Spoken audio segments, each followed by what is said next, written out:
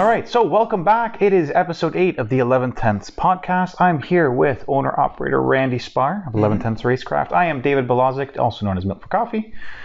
We are here to continue on from the last episode. We talked about all the ways you can race. Legally, literally everything. Autocross, schools, and then we kind of ended off talking about endurance racing, grassroots. Now, you guys have a very well seasoned experience running 2 cars. Yep. In the Champ series, right? Yep. It was we ran both in Champ and Lucky Dog. They're both series that were out of the US and that have come up to Canada. Lucky Dog is the new kid in town, so to speak. In Canada, that is. Champ used to be called Chump Car about 4 or 5 years ago. They switched over to Champ.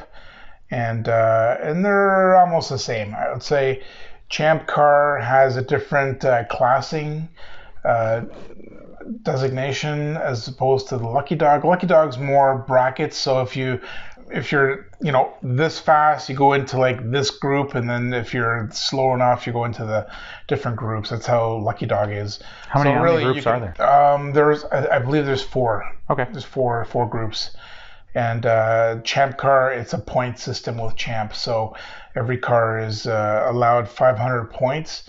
And the more mods you do, the more points you get. And however many points above 500, you get penalized laps. So, we were at, I think we had 50 points. We had 550 points. So we had 5 things that were 10 points each.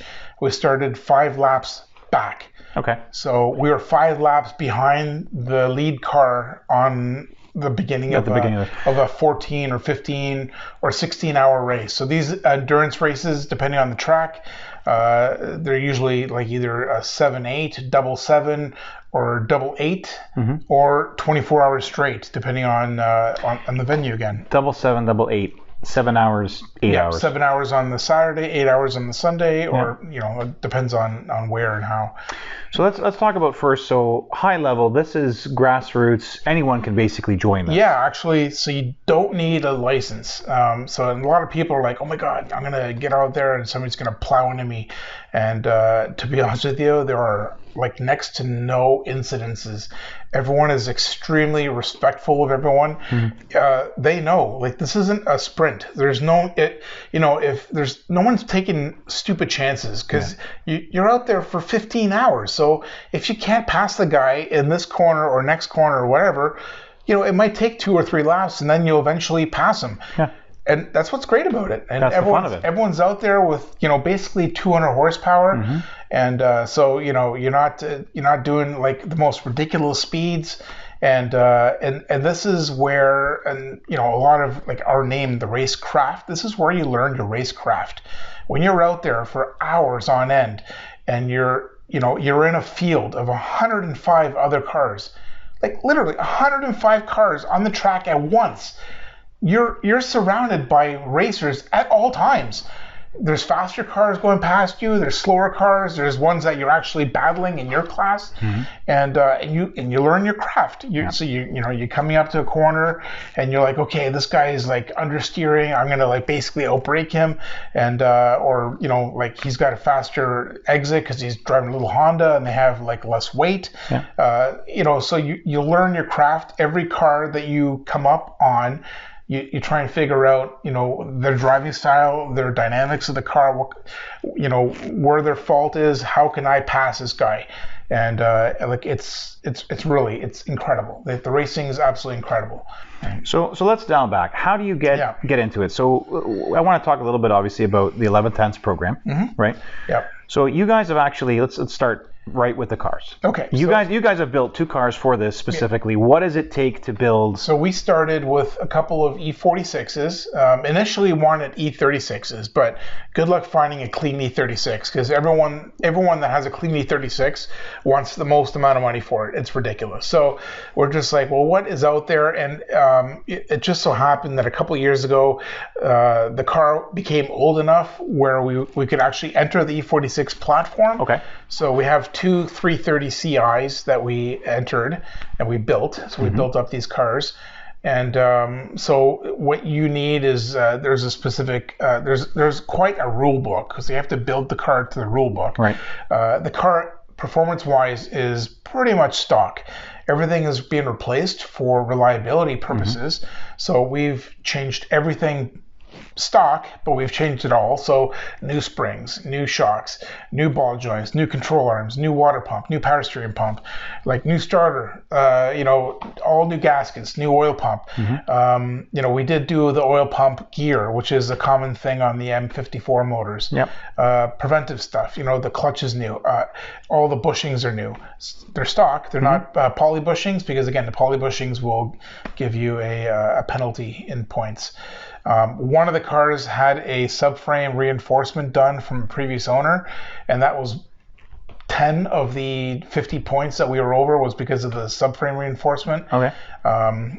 We were trying to argue that. We're like, well, how is that a performance improvement? But anyways, we're the sitting joys there, of the arguing with we're arguing with the tech steward, and this guy happened to be a BMW enthusiast. I'm like, great. Out of he knows out of the 100 and something racers, and then the tech guy happens to know BMWs like the back of his hand. Like, damn it. Anyway, so we had so what we were doing, so we gutted it. The name of our game, what we wanted to do was weight reduction. So we completely gutted the inside of the car, and we built a cage for safety.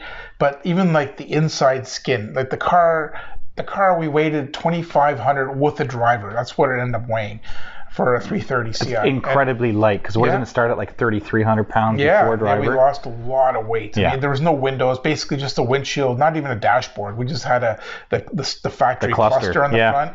And we had obviously a bunch of race switches for certain things. And then we had a communicator button. So we actually have a radio system in the car, and everyone has a helmet, so we can talk to the pits. Yep. And you just push the button on the steering wheel, and you can discuss. And that was really key, because when you're out there, we have the crew chief is basically rhyming off the car numbers and the times.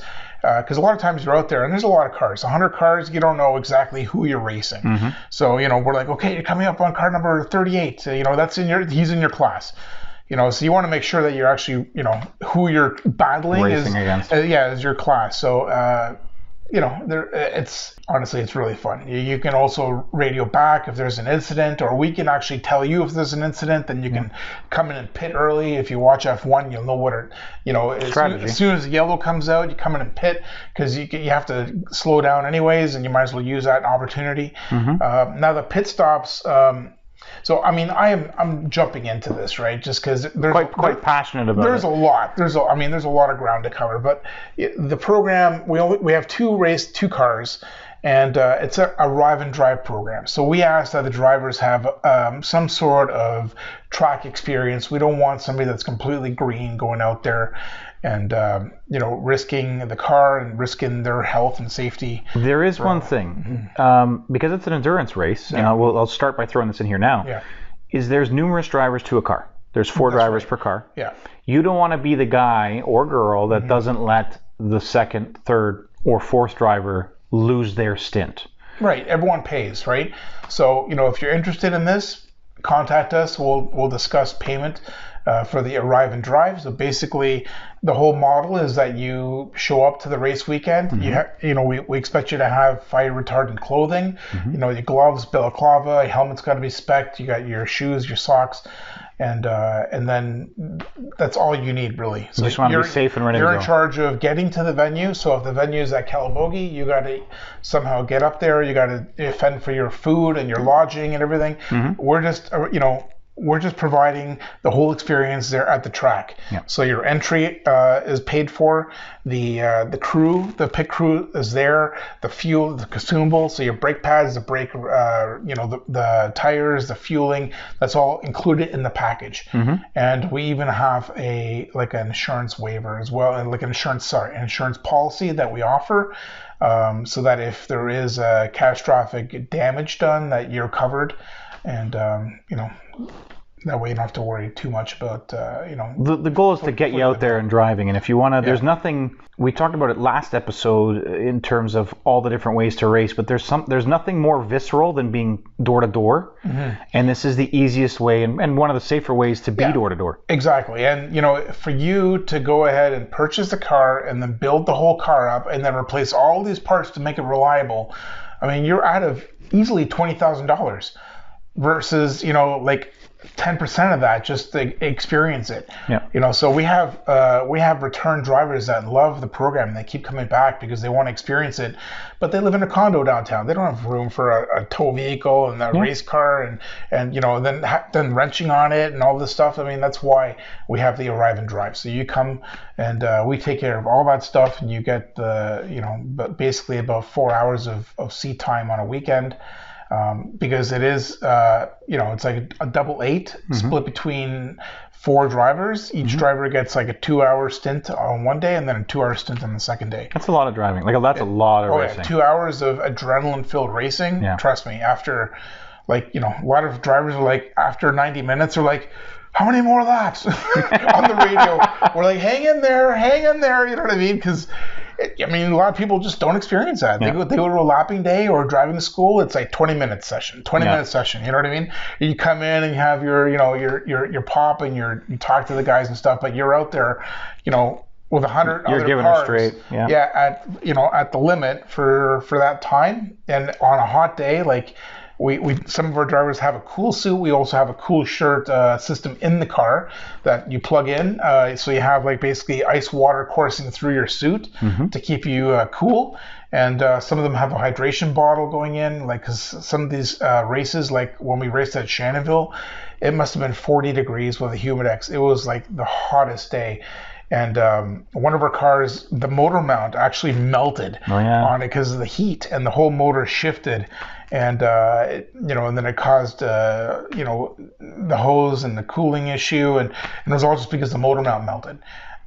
So there was I'm going to say a third of the field dropped off because of the heat. A lot of cars just couldn't handle it. Hey everybody, it's David here. I just want to take a quick break to let you know that we had a bit of an issue with some of our microphones, so the audio is a little bit off in this next section. Just wanted to thank you for watching, and we did our best to fix it in post-production. Okay, so speaking of engine mounts, what's going on in the shop? Wow, we are slammed right now. We are booking 8 weeks out. I'm going to say 7 weeks.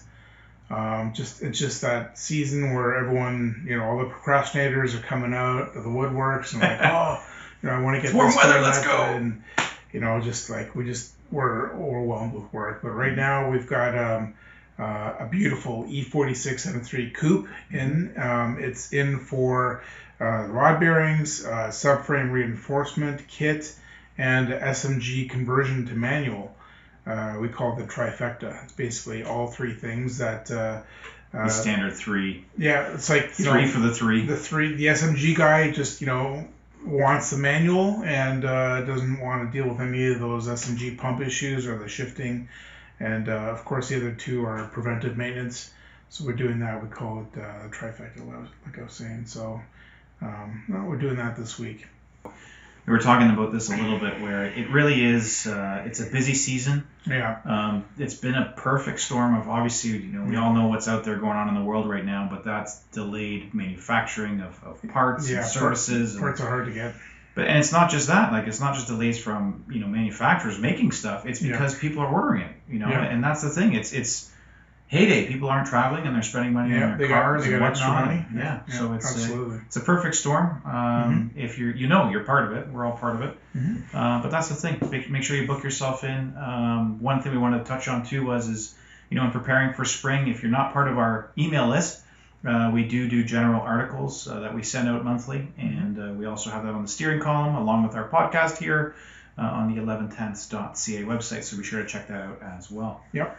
But let's dive back into racing. Everyone wants to hear the fun part. So we talked about the general stuff, but let's talk about your experience and what came down to what was essentially the very last part of the series. So we had we had a very dramatic ending to the 2019 Lucky Dog series. Mm-hmm. Now we do race on two different series. We race with Lucky Dog in Canada, and we race in the Champ car in the U.S. Champ car is moving up to Canada now, so they are delving into the Canadian, the most sport track and stuff like that. But I'm speaking specifically of the 2019 season. Mm-hmm. So we would go down into the U.S. and do the Champ car races, both at Watkins Glen and Road America for a couple of examples. VIR. VIR is a 24-hour one. We didn't quite get to that one, but we aspired to doing that one. Racing at night is a whole different level there. Mm-hmm. But at Lucky Dog, so Lucky Dog in 2019, they didn't quite get a date for most sport. There were 4 races at Calabogie and 2 at Shannonville. And the last race at Calabogie, I believe it was like late October or early October. It was a beautiful day. It was on a Sunday, the second day. It was the last stint of the day. So I took the last stint because I didn't want any of the paying drivers, if there happened to be a mechanical incident or a crash or anything.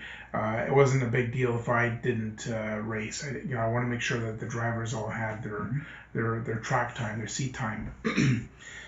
So we were out there, and the car came in, and I just want to touch on how important the pit stop strategy is. Yeah. Endurance racing. So when you take fuel in these series specifically, it's a minimum 5-minute stop. So they literally throw a timer on the roof of your car as you pull into the pits, and then when you pull up to your pit wall there and your pit box, and you run out there with the fuel tanks. There's a guy holding the fire extinguisher, then there's a guy fueling the car, and there can only be one other person touching the car during the fuel stop. So the driver inside is basically unbuckling himself, he's moving the seat back, he's getting the hydration system out, unplugging himself from the cool system and the radio, and he's pulling himself out. So you cannot do any mechanical work. You can't check the tires. You can't raise the car. You can't open the hood until the fueling is done. Okay. So when we first started this, we're running these Sunoco jugs, these fuel jugs, and these things are painfully slow. So we got it upside down. We're watching the fuel jug going in. We're like, wow, it's taking so long. You know what I mean? It was taking like 4.5 minutes just to get the fuel in the tank. Yeah. And by that time, the other driver is already in belted, and he's practically falling asleep by the time we're done fueling. Yeah. And then, if you wanted to do a tire change, you're not out of there in 5 minutes. You're out of there in like 7 or 8 minutes. And that's basically, it's like 1 or 2 laps down, right? Mm-hmm. So you want to be out of there at the 5-minute mark. So fuel jugs, and a lot of these other teams are running the same fuel jugs as us. But we went down to the U.S., we saw some of these other teams, and they had these like high flow jugs. So I would like take a nonchalant walk down the pits, and with reconnaissance with my cell phone camera, like snapping pictures of these jugs, trying to figure out which brand it is, right? Like, we need these jugs, right? And these jugs have like a 2.5-inch vent hole, so you throw them upside down, and like in 15 seconds, it's like 10 liters in 15 seconds. It's incredible. Or 20 liters. That's a big deal, right? Anyway, so we got ourselves those jugs, and that was golden. So that way we're able to actually fuel. The fueling takes about 2.5 minutes, and then we have another 2 minutes to basically rotate tires or check the fluids and pump make sure everything else is good. Right. And then we send the car down, and the car basically waits at the pit out for the 5-minute mark. And then the marshal takes a timer off and lets you out exactly 5 minutes. So as I started my last stint, we were exactly 1 lap down from the leader in our class. And this leader was also, they were also holding the points lead for the series in that class again. So I'm out there, and it's about a 2-minute 20 lap at around Calabogie, the full track, and I'm just like going hard because I know I can kill these tires, I can kill the brakes. There's no other driver after me. Obviously, I don't want to crash the car, so I'm just knocking off really fast times. The pit crew's radioing in every time. They're telling me what my times are, and it took like almost 2 hours. And every lap, I was about, I don't know, maybe 2 or 2.5 seconds faster than that lead guy. And on the second last lap of the race, I'm behind him. I'm behind him. And I get behind him on the front straight, and I go out to pass him when the white flag goes, and everyone's cheering, and it was a clean pass, and I was like, please don't crash. I'm hoping the tires aren't corded on this very last lap. So I'm maintaining my pace, and he's right behind me on the very last lap, and I'm blocking him. And lo and behold, I passed the checker, and we won. We won the actual. Yes. We won the first place for that race. We won the first place. We won the championship points for that series, and it was really dramatic. It was amazing, and. It couldn't have been any more dramatic, if it was a movie. Well, I was going to say, speaking of movie, you guys did the Ford versus Ferrari where you did the flying. We had 2 cars on that race. The other car wasn't in contention for the points because of that whole motor mount incident I was talking about at Chandeville, so that was considered mechanical, and we couldn't finish that the second car, so that second car wasn't. But we did have the 1-2 finish there. You got the shot. Yeah, we got the shot. That's all that counted. And then, when we were in, we were at the podium there, and I was actually talking to the driver of the second car, the Miata that I passed. I asked him if he knew what was going on, and he didn't have a radio. So he didn't know. He just thought I was another car, just, Why is this guy trying so hard? Yeah, he just thought I was another car, racing him. But I'm on the radio. I know exactly that I have to pass this guy at this lap. So, it was really dramatic for me, and for him it was uneventful. But I'm sure it was eventful. Oh yeah, at the end, he's just like, he didn't. Maybe had he had radio, he could have blocked me. He could have made a harder job for me to pass him. The biggest Miata in the world. yeah. So it's a lot of fun. The cars that we built, they're very light. As I discussed, we are running. We found that the RS4 tires tend to last the longest, and they had the right amount of grip. We're running Hawk HP Plus pads on stock rotors, and with a 255 square setup, we had by far the best brakes. That was our forte. Yeah. Our forte was in the braking zone. We were passing everyone in the braking zone. People would be at Road America, like on corner 5. It's a downhill high speed. We're just touching 200 going to the braking zone, and it's a second gear, like a 90-degree left. And there's people braking at like the 200-foot mark, and I'm still on it. And I would pass 2 or 3 cars, and I would get on the binders at 100 foot, and it's incredible. It's a lot of times it's dangerous because people are really braking, and you're just flying by at this incredible pace. So you got to make sure that they don't start early turn-in because it can cause a huge accident that way. So you just pray that they're watching the mirrors and they're watching the faster cars are coming up on them. Well, I've talked to some of the other drivers that were racing with 11Tenths, and everyone was under the brakes, and it was such a great feeling to be able to say, we can go deeper and make that pass. Yeah, well, we had the huge advantage. So even though the car was gutted and we had no dashboard, we had the traction system was working and the ABS was still working. So the factory aids were still up, and ABS is pretty awesome. Honestly, you can just basically get on as hard as you can on the brakes, and with the square 255 setup, it's not often the ABS would come on, but it gives you that confidence, especially when it starts to rain. Right, when it's raining, we're leading by far. Yeah. Right. You guys have obviously built the car. I know you said there were certain things that you would tweak, but you guys did well. And obviously, you can see there from the passion throughout this entire podcast we were talking about how much it's been enjoyable. And you know, it's coming from my experience of talking to other drivers and friends that have done that. They loved it. Every single minute of it. You guys raced with guys who were former racers as well. Yeah, a lot of instructors and some noobs. And basically we had a huge range of experience, and everyone came out of there with smiles, and they had a great time. So if you're interested to learn more, if you want to build your car for it, you know, they do everything for that. Or if you just want to arrive and drive, obviously some experience is necessary, as we talked about, you know. But you know, give 11Tenths a shout, and we'll go from there. But again, I hope you enjoyed this episode. Please feed the algorithm for us. We enjoy doing this for you. Please comment. We'd love to engage the conversation. Yeah. I'll tell you more about it. Subscribe. Ring that little bell. It's very important. We appreciate it 100%. And thanks for watching. Have a good one. Take care.